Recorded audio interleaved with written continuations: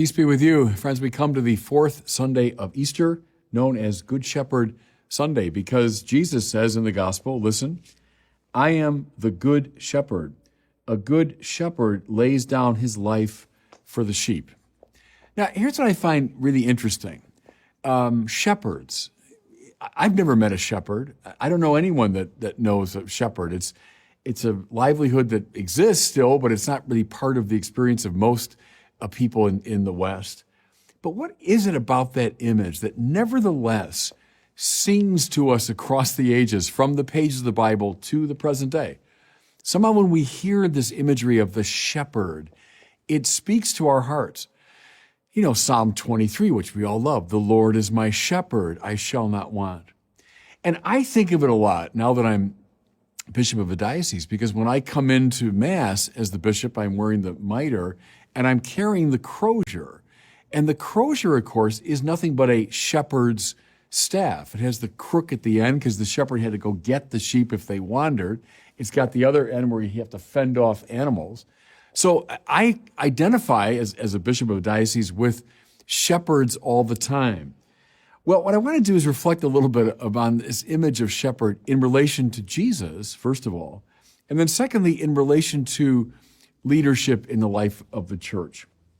And my guide here is going to be the present shepherd of the whole church, namely Pope Francis, because he said something a while ago that has stayed in my mind ever since. He said, a good shepherd has to be out in front of the flock. He has to be also in the midst of the flock, and he has to be behind the flock. Now, what does he mean? Well, he means out in front. If the shepherd is going to be leading the sheep, well, he's got to be taking them somewhere that they don't know about.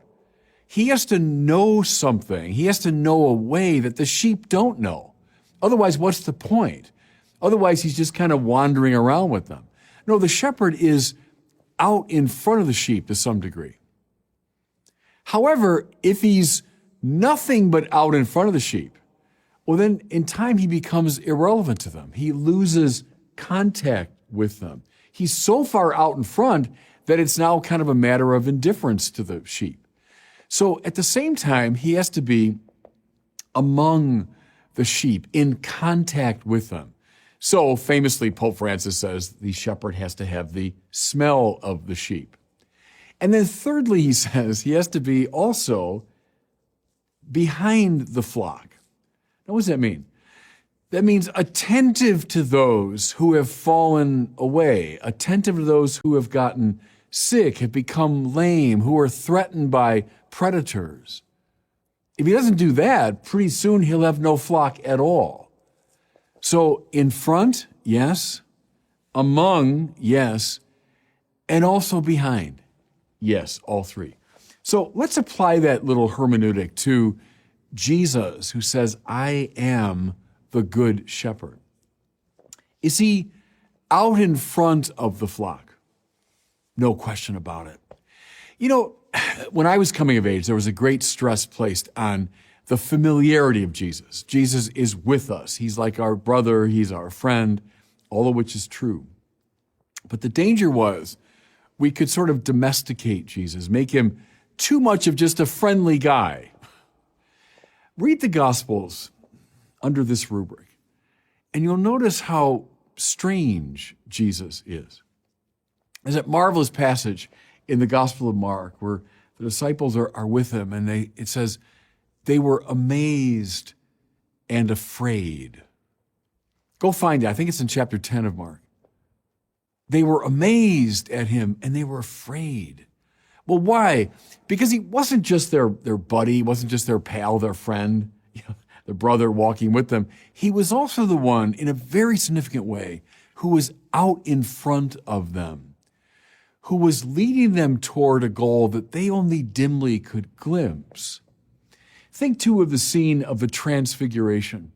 So they go up the mountain with Jesus, their friend, their brother.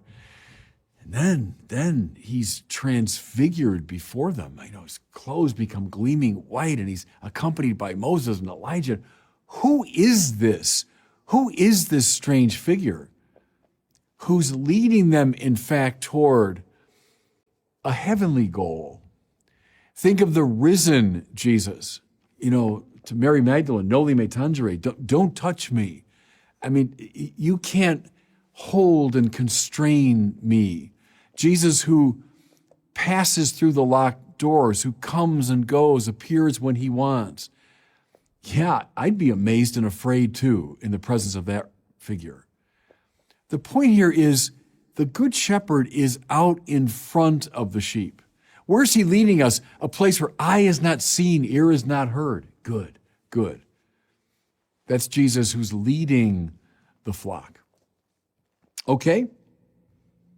The Good Shepherd's got to be among the flock too. Is that true of Jesus? Well, you bet. The Jesus who eats and drinks, especially with sinners, prostitutes, tax collectors, scandalous behavior for his time, for a teacher, for a rabbi, to be associating with, public sinners. Jesus' intimacy with his disciples, Lord, where do you stay? Well, come and see. And they stayed with him. Jesus in the boat with the apostles. Come away for a while, spend some time, quiet time with me. The sort of easy intimacy the Lord has with his apostles, with his followers. Yes, he has the smell of the sheep. He's among them, even as he's also amazing and a little bit scary. He's among them. I've spoken before about Jonathan Rumi's portrayal of Jesus in The Chosen. I think he's particularly good at portraying this dimension of Jesus' shepherding, that you sense, yes, this is someone I'd like to sit down and eat and drink with, So his intimacy with the community. And then the last quality the Pope points out, a good shepherd's ahead, he's with, he's also behind the flock, attending to those who've fallen behind, attending to those who are wounded and afraid and excluded. Well, look at the Gospels, everybody. How prominent this is in the ministry of Jesus. So reaching out to the woman at the well who was kind of ostracized by her fellows. Reaching out to the man born blind who was very much on the margins of the society. How about reaching out to Zacchaeus, this chief tax collector, meaning someone who was particularly hated by his people. Come down, Zacchaeus, I'm staying at your house today. Think of the outreach to the sinners and to the prostitutes. Think of the woman caught in adultery. Let the one among you without sin be the first to cast a stone at her.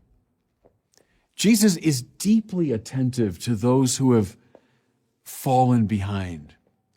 The point is, indeed, he is a good shepherd in all three of these senses. Now, let's look finally at those who have the task of leadership in the church, and that's my task as a bishop of a diocese. Should church leaders be, in some sense, out in front of the flock? Yes, because we're not just wandering around with our people, not just being a friendly figure, but trying to lead our people someplace that they don't fully understand. This is exactly why shepherds in the church should also be theologians and should also be people of prayer. Because see, what does the study of theology, what does prayer do? They lift you up into this higher realm. So you understand where the church is going, not perfectly, but in a more intense way, understanding where the church should be going. Bishops, priests that can't articulate a vision for their people, they might be friends. They might be, companions to their people, but they're not leading them. I found my years of leadership, whether it's as rector of Mundelein Seminary, auxiliary bishop out in LA, now bishop in Winona, Rochester, is a big part of the job, maybe the principal part of the job, is providing a vision. The shepherd has to be out in front. But then, same principle. If he's only that, He's only out in front of the people. Then he will lose contact with them. No, the good shepherd has to be among his people, indeed, with the smell of the sheep. I think of this in my own experience in leadership in the church. When I was rector at Mundelein, I had the practice of every morning before Mass would begin, I would get up and I'd make announcements to the community. Well, that served a certain purpose. I was indeed, conveying certain bits of information. But my main purpose in doing that was to signal to the community, here I am. I'm among you. If you need something, I'm here. If you got a question, I'm here to answer it. If there's a crisis breaking out, well, I'm here among you. And I think here I follow Cardinal Meyer, who was the Archbishop of Chicago many years ago. He spoke of the ministry of presence. And that little phrase has stayed in my mind for a long time. A large part of the ministry of the shepherd is showing up. Something I found now that I'm bishop of this diocese, and as bishop, I'm the spiritual father of the diocese. And just as a good dad shows up at his kids' events, at their games and their tournaments and their concerts and so on, that's a big part of the job for me as shepherd of the diocese, is to show up, is to be present, to go to a parish, say Mass, and just be there for the people. That last weekend I was at a parish and just made my way around the room afterwards, visiting all the tables. Okay, the good shepherd is supposed to have the smell of the sheep. He's out in front, yes, but also among. And then thirdly, the good shepherd's got to be behind the flock, especially attentive to those who are struggling, who are sinful, who feel alienated. A lot of my ministry online, this, has been reaching out to the disaffiliated. There are armies now of Catholics, especially young Catholics, who have left the church. And that's really why I've developed this ministry of Word on Fire, is to use the social media to reach out to those who, for whatever reason, have fallen away or left, stormed away, or just drifted away. Because I'm trying to be attentive to those who have fallen away from communion with the flock. Something I think of here, I might have cited it to you before, but Cardinal George of Chicago, speaking many years ago to students at Mundelein, and he said, it's great that you teach the moral teaching of the church with such clarity. I'm glad you do that. And he meant that. But he said, if all you do is drop that teaching on people, then walk away, you're not accomplishing very much. You're not, he said, a pastor. Very good insight. The pastor, yes, speaks the truth. He's leading his people, but he's also very attentive to those who, for whatever reason, have a difficult time embodying these truths. So, Jesus, thank God, we have the Good Shepherd. Out in front of us, among us, yep, behind us too. May the shepherds of the church who are participating in the office of Christ the Good Shepherd have those same qualities. And God bless you.